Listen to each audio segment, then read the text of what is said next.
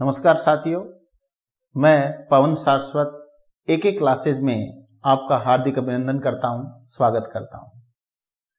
पिछले वीडियोज में हमने संज्ञा का जो टॉपिक था वो कंप्लीट किया और आज विकारी शब्दों में दूसरा हमारा जो टॉपिक है सर्वनाम, वो हम पढ़ने जा रहे हैं। तो आइए सर्वनाम देखिए। सबसे पहले बात आती है सर्वनाम की जो परिभाषा है वो क्या है, सर्वनाम कहते किसको है।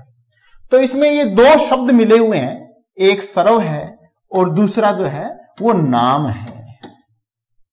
ये इसका स्वयं का जो नाम है यही इसकी परिभाषा को क्लियर कर देता है। इसकी परिभाषा जो है आपके सामने इसी नाम से ही स्पष्ट हो जाएगी। देखिए, सर्व का मतलब होता है सभी। सभी सर्व का क्या मतलब होता है? सभी।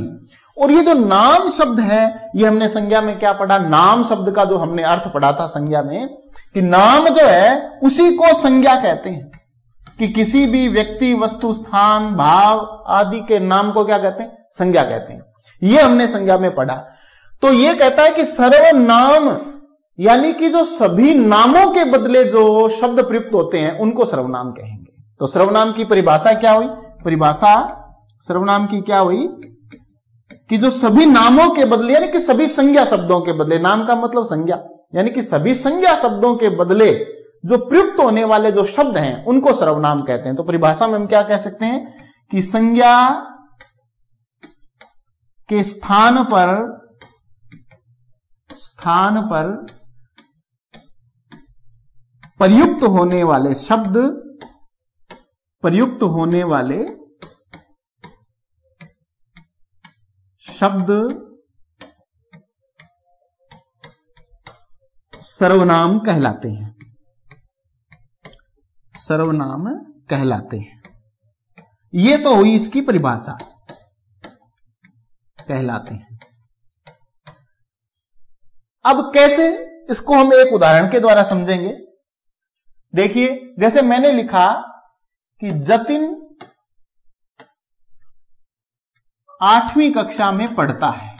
ये मैंने एक उदाहरण लिया। ये उदाहरण है कि जतिन 8वीं कक्षा में पढ़ता है। 8वीं कक्षा में पढ़ता है।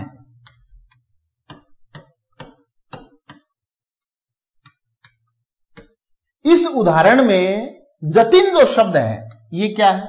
ये संज्ञा शब्द है, व्यक्तिवाचक संज्ञा शब्द है, क्योंकि ये किसी व्यक्ति का नाम है और नाम किसमें? संज्ञा में। यह संज्ञा शब्द है। अब इस संज्ञा शब्द के स्थान पर यदि हम यह शब्द प्रयुक्त करते हैं कि वह 8वीं कक्षा में पढ़ता है, वह 8वीं कक्षा में पढ़ता है,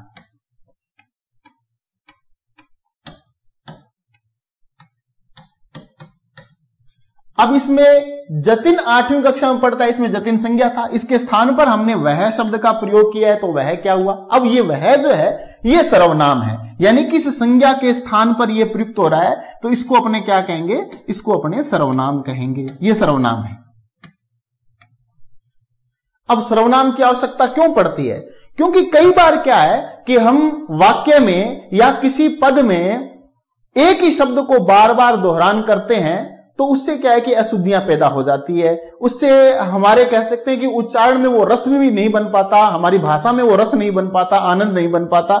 इसलिए बार बार संज्ञा शब्द की पुनरुक्ति से बचने के लिए सर्वनाम शब्दों का प्रयोग होता है। कैसे? ये भी एक उदाहरण देखिए आप। जैसे मैंने कहा कि राजेश घर जाता है, राजेश के पिताजी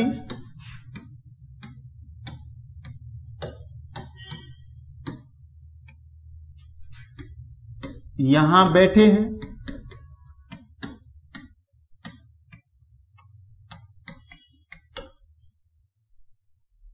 अब जो है राजेश घर जाता है, राजेश के पिताजी यहां बैठे हैं। अब ये एक वाक्य, इस वाक्य में मैंने राजेश शब्द का 2 बार यहां पर प्रयोग किया। तो इस द्विरुक्ति से बचने के लिए क्या करेंगे? इस द्विरुक्ति से बचने के लिए जो राजेश शब्द है इसके स्थान पर हम सर्वनाम का प्रयोग करेंगे। तो कैसे लिखेंगे इसको कि राजेश घर जाता है और उसके पिताजी यहां बैठे हैं। अब ये शब्द जो है ये सर्वनाम है, क्योंकि हमने यहां पर किसके स्थान पर ये प्रयुक्त किया, ये किया राजेश जो संज्ञा शब्द है उसके स्थान पर, तो ये हुआ सर्वनाम। अब बात आती है कि सर्वनाम की संख्या कितनी है। जो सर्वनाम शब्द हैं उनकी संख्या कितनी है। सर्वनाम शब्दों की संख्या, सर्वनाम शब्दों की जो संख्या है वो कुल 11 है। कुल कितने सर्वनाम है, वो कुल सर्वनाम जो है वो 11 है। सर्वनाम शब्दों की संख्या जो है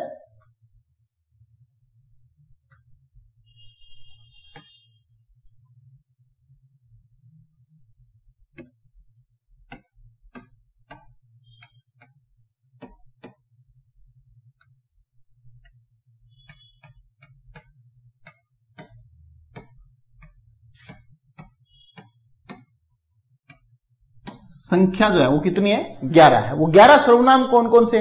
कई बार बच्चे ये पूछते हैं कि सर्वनामों की जो संख्या कितनी है, तो कई बार आंसर ये भी दे देते हैं कि 6 है। तो मैं यहां स्पष्ट करना चाहूंगा कि 6 जो है वो सर्वनाम के भेद है, न कि सर्वनाम की संख्या। मूल सर्वनामों की संख्या कितनी है, वो 11 है। वो कौन कौन से हैं वो देख लीजिए। 11 सर्वनाम कौन कौन से हैं। मैं, तू, आप, ये सर्वनाम है। यह, वह, जो, सो, कोई, कुछ, कौन और क्या। ये 11 जो है ये सर्वनाम है। ये सर्वनामों की मूल संख्या है। मूल संख्या देखिए कौन कितनी होगी। मैं, तू, आप, यह, वह, जो, सो, कोई, कुछ और कौन क्या।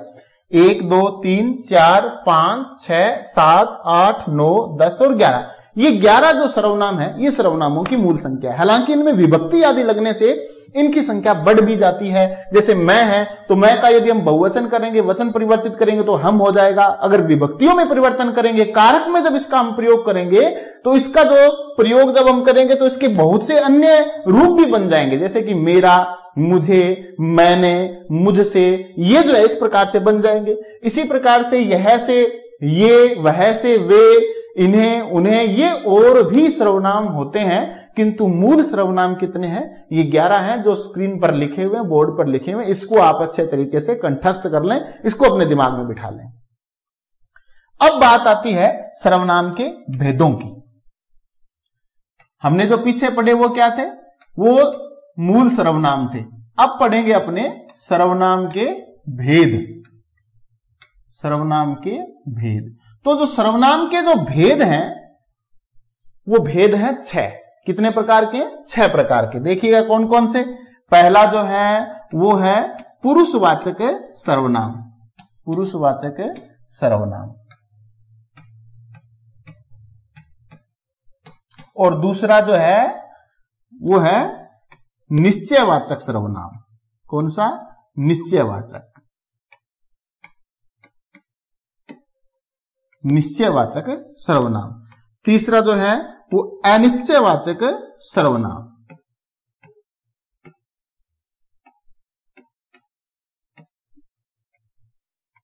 अनिश्चयवाचक सर्वनाम। चौथा जो है वो है प्रश्नवाचक। प्रश्नवाचक सर्वनाम। 4 सर्वनाम है। 5वां जो है वो इसका भेद है संबंधवाचक। संबंधवाचक। संबंधबोधक क्रिया विशेषण अव्यय भी होता है, वे ध्यान रखना, लेकिन ये संबंधवाचक सर्वनाम है। इसके बाद में छठा जो है वो है निजवाचक। निजवाचक।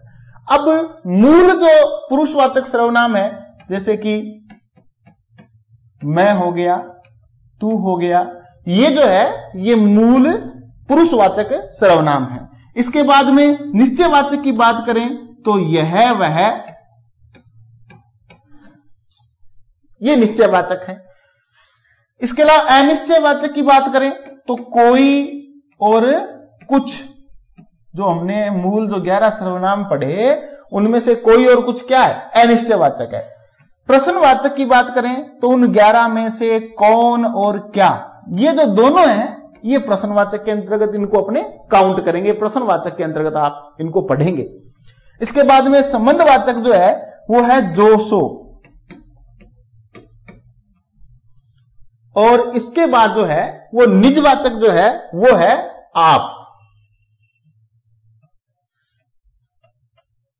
निजवाचक जो है वो क्या है, वो है आप, ये निजवाचक है।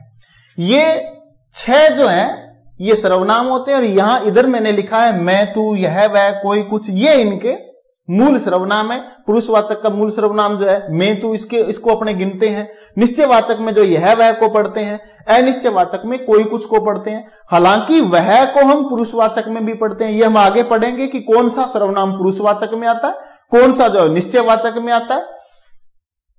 अब हम पहला सर्वनाम जो है वो पढ़ते हैं, वो कौन सा है, पुरुषवाचक सर्वनाम। पुरुषवाचक, पुरुषवाचक सर्वनाम जो है उसके बारे में जान लीजिए कि वे सर्वनाम शब्द, परिभाषा क्या है इसकी, कि वे सर्वनाम शब्द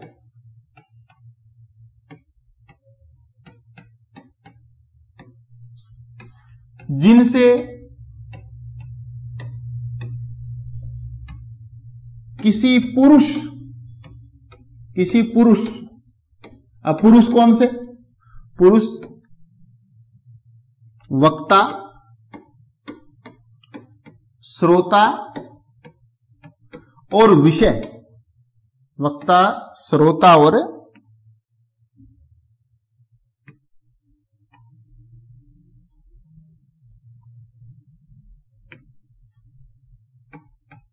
वक्ता, श्रोता और तीसरा कौन सा, विषय। ये कौन कौन से, देखिए वक्ता का मतलब है जो बात को जो कहता हो, कथन को जो कहने वाला है वो, और श्रोता कौन सा है, जो सुनने वाला है वो, और विषय कौन सा है, जिस पुरुष के बारे में बात की जाती है, जिस पुरुष के बारे में वक्ता अपना कथन कहता है, और श्रोता जिसके बारे में सुनता है, उसको क्या कहेंगे, उसको अपने कहेंगे विषय कहेंगे।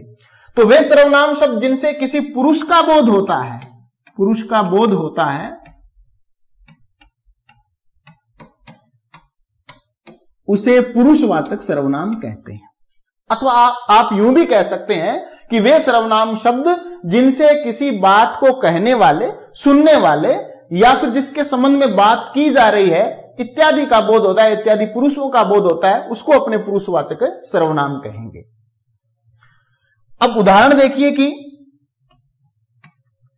वह जा रहा है,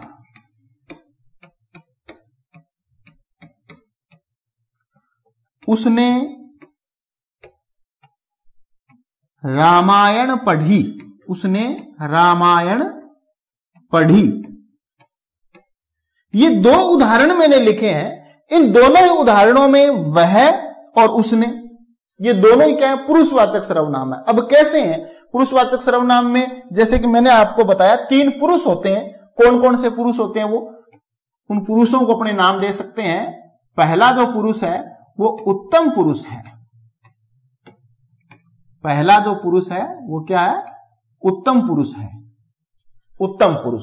और दूसरा जो पुरुष है उसका नाम है मध्यम पुरुष, मध्यम।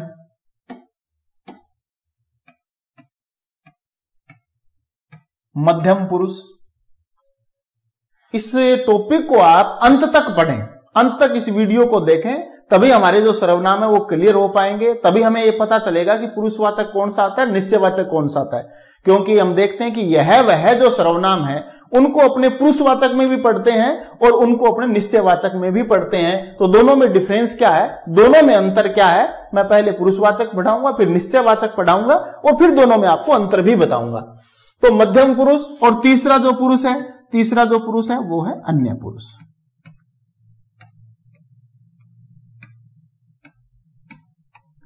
अन्य पुरुष। तो उत्तम पुरुष किसको कहेंगे, कि बात को जो कहने वाला है, यानी जो वक्ता है, या जो लेखक है उसको क्या कहेंगे, उत्तम पुरुष कहेंगे। वक्ता या क्या है, लेखक जो है वो उत्तम पुरुष है भाई, वक्ता या लेखक। जैसे कि मैं लिखूंगा तो मैं लिखूंगा कि मैं उसके बारे में पढ़ रहा हूं या मैं गांधी जी के बारे में बता रहा हूं, तो मैं जो शब्द है, जैसे मैंने एक वाक्य लिखा कि मैं कल गांव जाऊंगा, मैं कल गांव जाऊंगा, ये एक वाक्य मैंने लिखा है।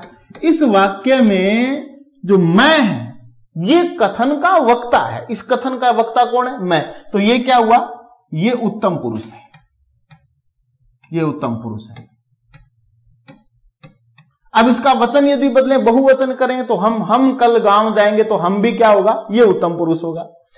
मध्यम पुरुष के अंतर्गत वो आता है कि बात को जो सुनने वाला यानी कि श्रोता जो है या जो पाठक है वो मध्यम पुरुष में आएगा। और इसमें जो हमने पढ़े थे कौन से आएंगे, जैसे कि तुम भी इसमें आता है, आप भी आता है, आप निजवाचक भी है और आप इसमें भी आता है, दोनों में इनमें भी डिफरेंस है, वो भी आपको बताएंगे। तू, तुम, आप, वे, वह,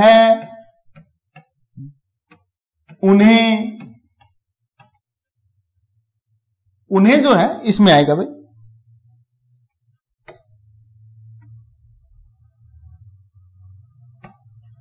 अब जो मैंने लिखा है कि तू, तुम, आप, ये जो तीन शब्द मैंने यहां पर लिखे हैं, ये तीन शब्द तो क्या है, ये श्रोता है, तू, तुम, आप।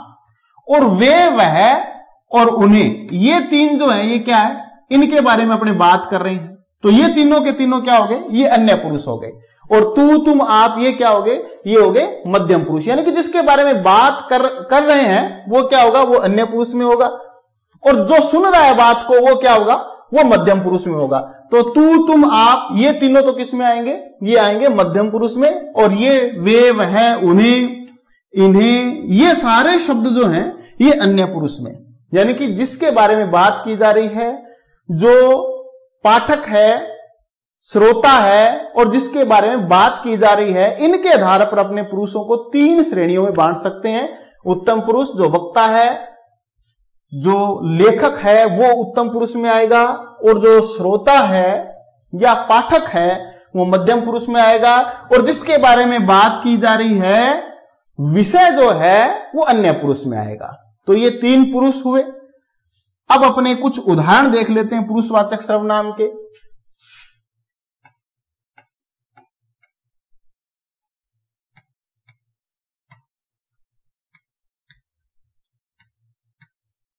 वह अपने पिता को प्रणाम करता है, ये मैंने एक एग्जाम्पल लिखा है कि वह अपने पिता को प्रणाम करता है।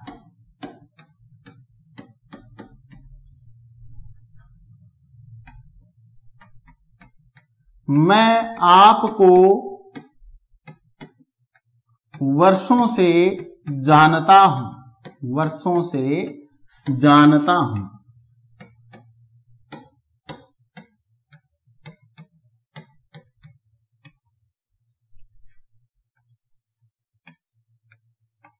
वे घर जा रहे हैं, जा रहे हैं, वे घर जा रहे हैं। अब ये मैंने कुछ उदाहरण लिखे।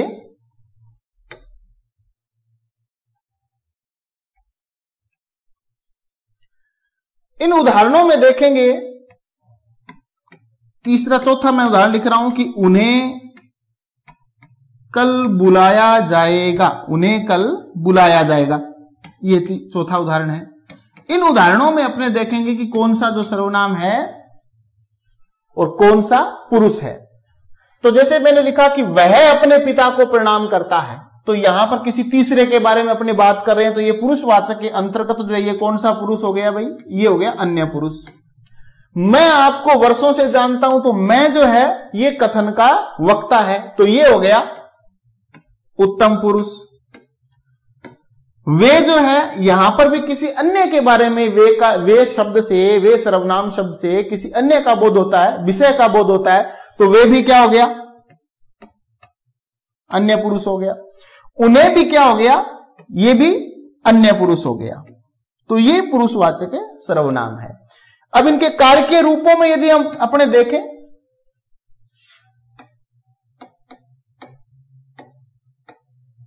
अगर अपने कारकीय रूपों में इनका प्रयोग देखें तो जैसे मैं है तो मैं से कर्ता कारक अगर हम प्रयोग करेंगे तो मैंने शब्द हो जाएगा। इसी प्रकार मुझे भी इसका हो सकता है, कर्म कारक में मुझे रूप इसका हो सकता है, संबंध में मेरा हो सकता है, और करण कारक में या अपादान में मुझसे हो सकता है। इसी प्रकार संप्रदान में मेरे लिए ये हो सकता है। तो ये कारक में इनका जो मैं जो सर्वनाम है इसका रूप परिवर्तन होता जाएगा। मैं से मैंने, मुझे, मेरा, मुझसे, मेरे लिए, ये सारे के सारे क्या है, ये पुरुषवाचक सर्वनाम में उत्तम पुरुष है। कौन सा पुरुष है? उत्तम पुरुष है। अब इसी प्रकार यदि हम मध्यम पुरुष में देखें, मध्यम पुरुष में तू है, आप है, ये मध्यम पुरुष में प्रयुक्त होते हैं। तो तू से जैसे कि हम लिख सकते हैं तुम्हें, तुम्हें। इसी प्रकार संबंध कारक में तेरा हो जाएगा, कर्ता में तुमने हो जाएगा, तुझसे, तुमसे, ये जो सारे के सारे हैं ये इस प्रकार से कार्य के रूपों में इनका प्रयोग जब होगा तो ये परिवर्तित होते जाएंगे। इसी प्रकार आप है तो आप से भी, आपसे, आपने, आपको, आप द्वारा, इस प्रकार से इनका कार्य के रूपों में प्रयोग होगा। अब वह शब्द है, वह शब्द का भी जब हम कार्य के रूपों में प्रयोग करेंगे तो जैसे कि कर्ता के साथ में वह ने तो होता नहीं, उसने होगा। उसने, इन्होंने, उनसे, उससे, उसको,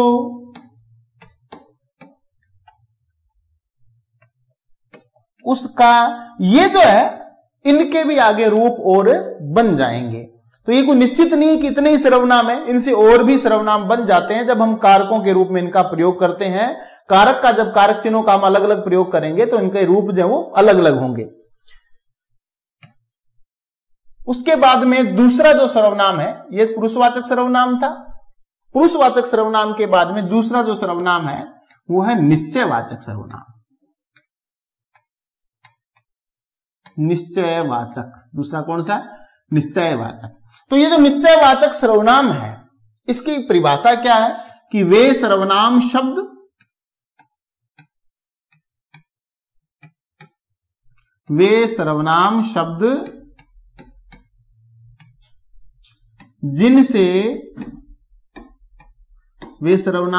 जिनसे दूर या निकट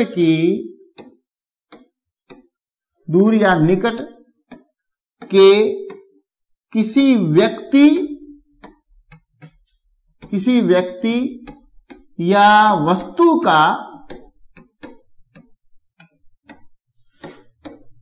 का निश्चित बोध होता है,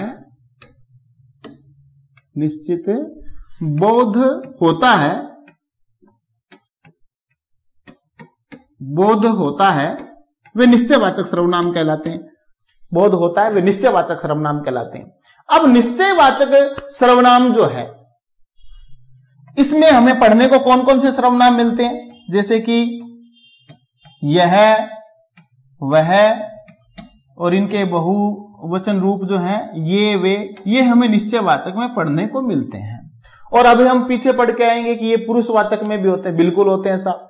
दोनों में डिफरेंस क्या है, पहले अपने इसके कुछ उदाहरण देखेंगे, फिर दोनों में अंतर देखेंगे कि दोनों में क्या अंतर है, कहां अपने निश्चयवाचक माने और कहां अपने को पुरुषवाचक सर्वनाम के रूप में उनको मानना है। तो देखिएगा, वह मेरा भाई है, वह मेरा भाई है। वह मेरा भाई है। यह वकील है, यह वकील है।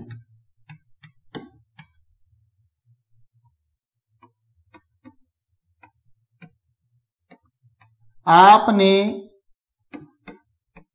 जो मकान बताया, आपने जो मकान बताया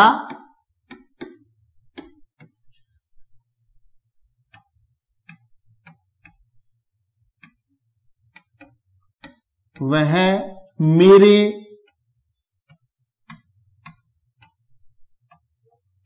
पिता के बड़े भाई का है।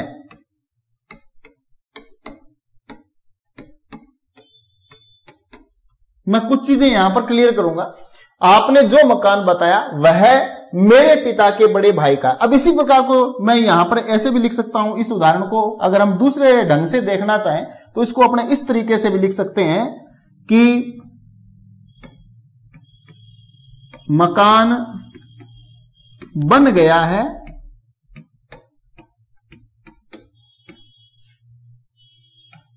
वह रंग रोगन की प्रक्रिया में है, वह रंग रोगन की प्रक्रिया में है।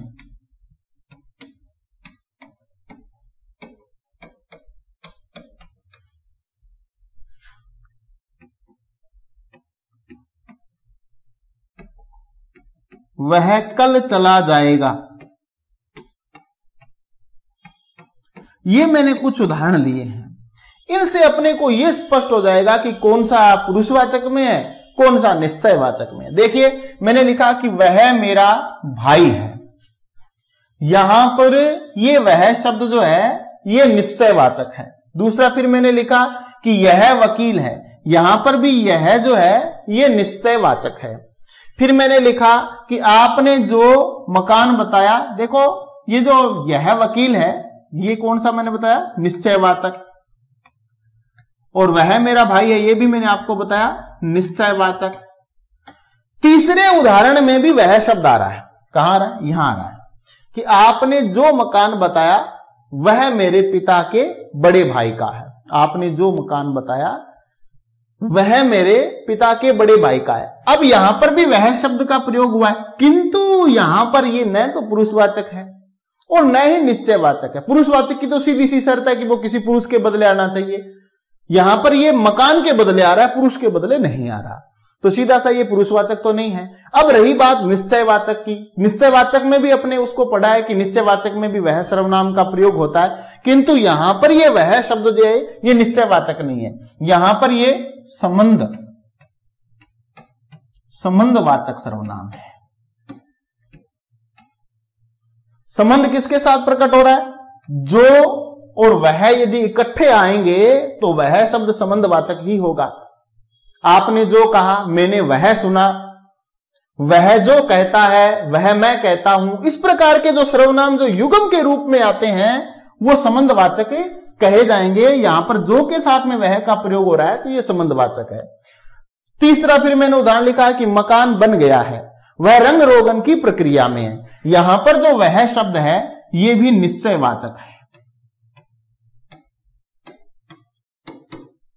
वाक्य में यदि पहले आए हुए किसी संज्ञा शब्द, यदि वो व्यक्ति नहीं है, यदि वो पुरुष नहीं है, वाक्य में पहले आए हुए किसी संज्ञा शब्द के स्थान पर यदि बाद में कोई सर्वनाम आता है तो उसको फिर अपने निश्चयवाचक में रखेंगे। मकान बन गया है, वह रंग रोगन की प्रक्रिया में, यहां पर वह शब्द जो है पहले कही हुई, वाक्य में पहले कही हुई किसी संज्ञा के बदले आ रहा है। देखो ये मकान शब्द जो है ये संज्ञा है और इसके बदले वह शब्द आ रहा है। मकान पुरुष है नहीं तो पुरुषवाचक तो है नहीं, ये फिर ये क्या है, ये निश्चयवाचक। इसको अपने क्या मानेंगे, निश्चयवाचक। चौथा उदाहरण है कि वह कल चला जाएगा, वह कल चला जाएगा। ये वह शब्द जो है यहां पर ये किसी व्यक्ति के बदले आया है, किसी पुरुष के बदले आया है, तो अब जो ये वह शब्द है ये पुरुषवाचक सर्वनाम है। ये क्या है, ये पुरुषवाचक सर्वनाम है। तो मोटा मोटा डिफरेंस आपने देखा, क्या देखा कि यदि सर्वनाम शब्द किसी पुरुष के बदले आ रहा है, यह वह यदि सर्वनाम किसी पुरुष के बदले आ रहे हैं और वो पुरुष संज्ञा जो है उस वाक्य में उपस्थित नहीं है तो वो पुरुषवाचक सर्वनाम। जैसे कि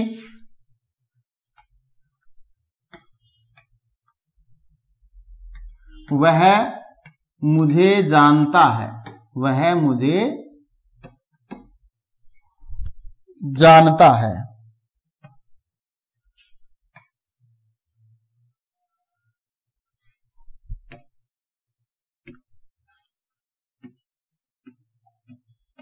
वह मुझे जानता है।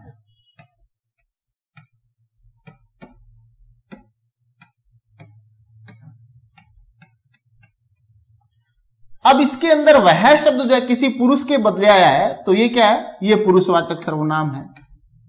जिस संज्ञा के बदले ये वह शब्द आया वो संज्ञा शब्द वाक्य में यहां पर नहीं है। यदि मैं लिखता कि वह लड़का मुझे जानता है, फिर ये सर्वनाम नहीं होता। वह लड़का मुझे जानता है, वह लड़का मुझे जानता है। यदि मैं इसको ऐसे लिखता, वह लड़का मुझे जानता है,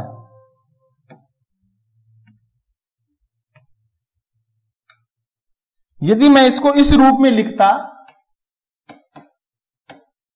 तो देखिए वह शब्द जिस संज्ञा के बदले आ रहा है वो संज्ञा शब्द भी अब वाक्य में उपस्थित है। कौन सा संज्ञा शब्द है? लड़का। इस लड़का के बदले आ रहा है, ये संज्ञा है और ये वह सर्वनाम है। यहां पर वह जो है इस संज्ञा के बदले आ रहा है और संज्ञा शब्द भी वाक्य में है। जबकि हमने सर्वनाम की परिभाषा क्या पढ़ी है कि संज्ञा के स्थान पर प्रयुक्त होने वाली, ये स्थान पर प्रयुक्त नहीं हो रहा है, ये तो लड़का की विशेषता बता रहा है। और संज्ञा की विशेषता बताने वाला क्या होता है? सर्वनाम की विशेषता बताने वाला क्या होता है? वो विशेषण होता है। तो यहां पर वह शब्द ये विशेषण का काम कर रहा है। अपने इसको सार्वनामिक विशेषण में पढ़ेंगे। तो पुरुषवाचक सर्वनाम में क्या होगा कि जिस संज्ञा के बदले सर्वनाम आ रहा है, जिस पुरुष संज्ञा के बदले सर्वनाम आ रहा है, वो पुरुष संज्ञा उस वाक्य में उपस्थित नहीं होगी। ये पुरुषवाचक सर्वनाम में आएगा। किंतु यदि वो पुरुष के बदले यह वह शब्द नहीं आ रहा, किसी वस्तु के बदले आ रहा है और वो वाक्य में उपस्थित नहीं है, तो उसको फिर अपने निश्चयवाचक में लेंगे। जैसे कि मैंने वह खरीद लिया है, मैंने वह खरीद लिया है, खरीद लिया है। अब बिल्कुल ये वह शब्द किसी वस्तु का बोध करा रहा है, तो ये जो है ये निश्चयवाचक में आएगा। किस में आएगा? ये निश्चयवाचक में। इसी प्रकार यदि किसी के निर्धारण के लिए वह शब्द का प्रयोग किया जाता है, किसी व्यक्ति के कार्य के निर्धारण के लिए, जैसे हम कह दें कि वह वकील है, वह चोर है, यह ईमानदार है, इस प्रकार के जब हम शब्दों का प्रयोग करेंगे निर्धारण के अर्थ में, तो उसमें निश्चयवाचक का प्रयोग होगा। निर्धारण में किसका प्रयोग होगा? निश्चयवाचक का। निर्धारण में निश्चयवाचक। कैसे? जैसे कह दिया कि वह विद्यार्थी है, वह विद्यार्थी है, वे चोर हैं,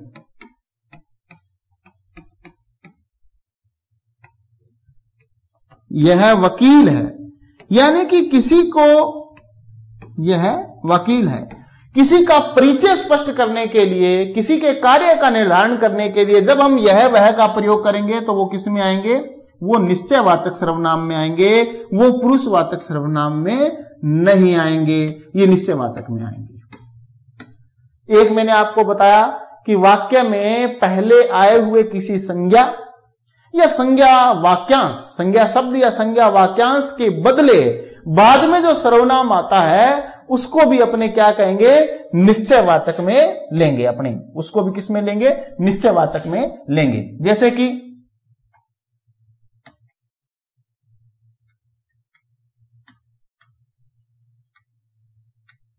मेरे दादाजी, मार्कर में थोड़ी दिक्कत हो रही है आज।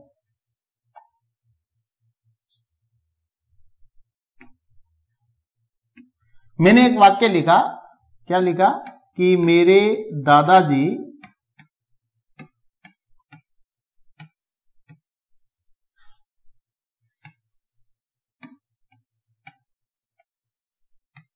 किसान थे,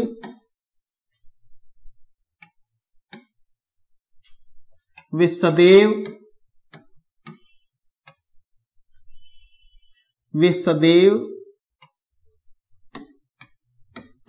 खेतों में हल चलाते थे।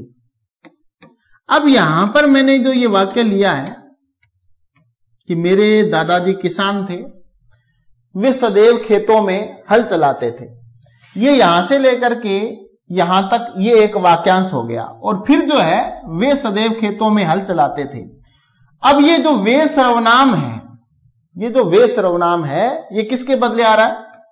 ये दादाजी के बदले आ रहा है, यानी कि ये जो संज्ञा शब्द है इसके बदले आ रहा है। किंतु ये क्या है? ये पुरुष है। अब वे सदैव खेतों में हल चलाते थे, ये किसके बदले आ रहा है? पुरुष संज्ञा के बदले, तो पुरुषवाचक है। किंतु यदि पहले से कहे हुए किसी संज्ञा शब्द यदि वो पुरुष नहीं हो और ये कोई वस्तु हो, उसके बदले यदि हम सर्वनाम का प्रयोग करेंगे फिर वो निश्चयवाचक। निश्चयवाचक में कैसे? जैसे मैंने कह दिया कि आपकी पुस्तक मेरे पास है, वह कल यहीं रह गई थी,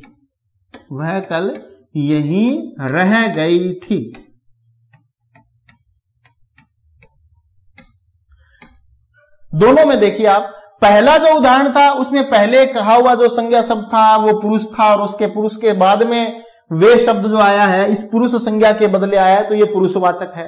किंतु जो दूसरा उदाहरण है, आपकी पुस्तक मेरे पास है, वह कल यहीं रह गई थी, अभी मैंने निश्चयवाचक में बताया आपको कि यदि पहले कहे हुए किसी संज्ञा शब्द के लिए कोई सर्वनाम बाद में प्रयुक्त होता है उस वाक्य में, तो वो निश्चयवाचक में होगा। लेकिन कब? यदि वो पुरुष नहीं है, यदि वो यहां पर जैसे कि मैंने लिखा है कि आपकी पुस्तक मेरे पास है, तो पुस्तक क्या है? वस्तु है, वस्तु के बदले आ रहा है। देखिए, आपकी पुस्तक मेरे पास है, वह कल यहीं रह गई थी, यहां पर वह शब्द जो है इस पुस्तक वस्तु के बदले आ रहा है, ये यहां पर निश्चयवाचक, ये निश्चयवाचक में आएगा। किसी के साथ संबंध बताने के लिए जब हम यह वह का प्रयोग करेंगे तो वो भी निश्चयवाचक में आएगा। जैसे कि ये मेरे पिताजी हैं, वह मेरी बहन है, वे मेरी माताजी है, इस प्रकार के जब वे मेरी माताजी हैं, संबंध बताने के लिए जब हम वे का प्रयोग करेंगे तो वे किस में आएगा? वे निश्चयवाचक में आएगा, निश्चयवाचक में।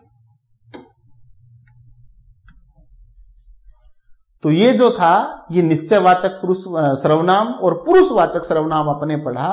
आगे की जो अपनी कक्षा रहेगी उसमें अपने जो बाकी जो शेष बचे हुए जो सर्वनाम हैं, शेष बचे हुए जैसे कि अनिश्चयवाचक है, प्रश्नवाचक है, संबंधवाचक है और निजवाचक सर्वनाम है, उनके बारे में अपने पढ़ेंगे। ये डिटेल से पढ़िएगा। नेक्स्ट क्लास में मैं आपको जो शेष रहे जो सर्वनाम हैं उनके बारे में आपको बताऊंगा। जय हिंद।